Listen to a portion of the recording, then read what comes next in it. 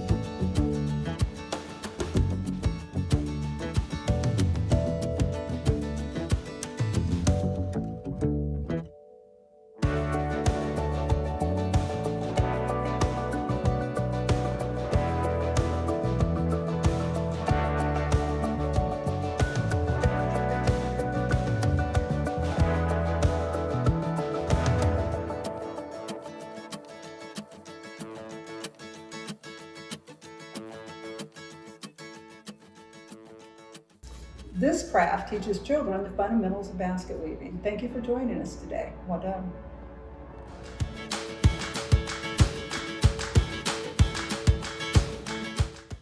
If you enjoyed this video, click here for other Cherokee crafts you can do at home.